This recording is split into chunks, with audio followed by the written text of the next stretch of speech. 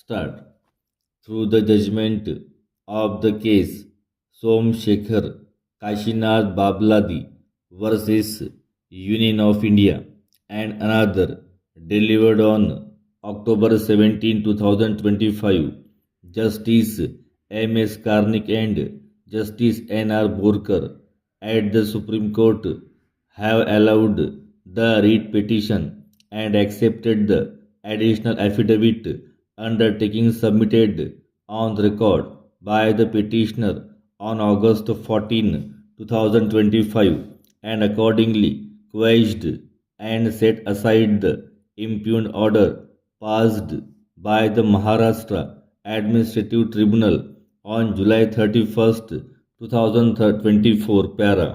The tribunal has allowed the original application in terms of this order with direction to the respondents Union Finance Secretary and Central Board of Excise and Customs New Delhi and Commissioner of Central Excise Thane 2nd Mumbai to disburse the 50% of the amount of arrears of pension payable to the petitioner Somshekhar K. Babladi till August 14, 2025.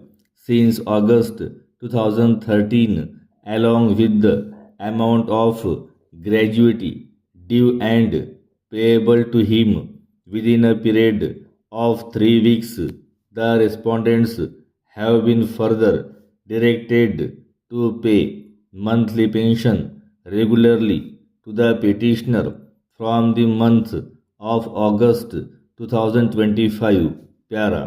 The petitioner, who is a retired superintendent of Central Excise Thane 2nd Commissionerate, he belongs to the case Hindu Gola, and according to the petitioner, the same is recognized as a nomadic tribe in the state of Karnataka.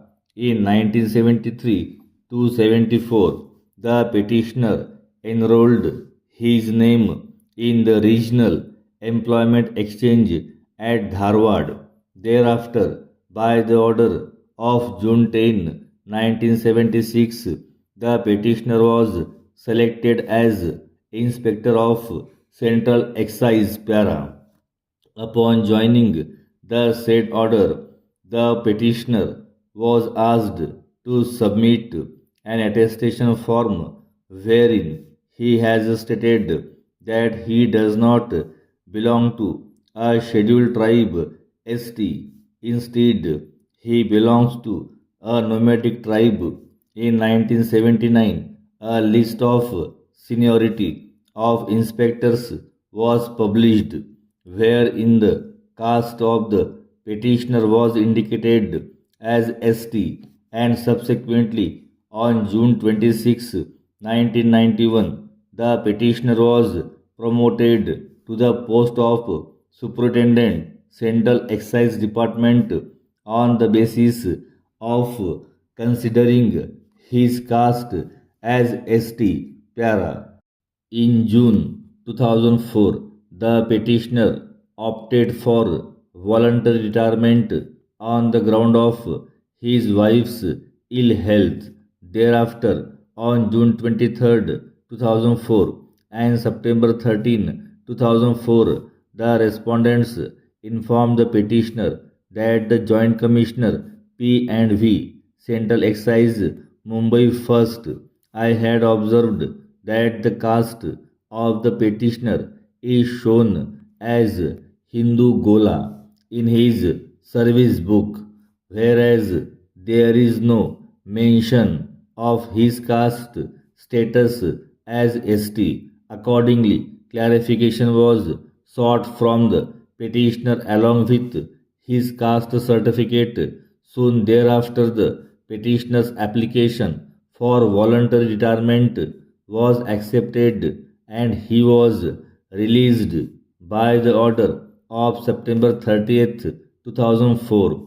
However, in the said release order, it was mentioned that the petitioner may produce his caste certificate for taking necessary actions for his pensionary benefits and other emoluments due after voluntary retirement para. Consequently, the pension, gratuity, and leave encashment of the petitioner was withheld despite the absence of any criminal or disciplinary proceedings pending against him. Subsequently, provisional pension was sanctioned and arrears were paid on October 1st, 2006 para.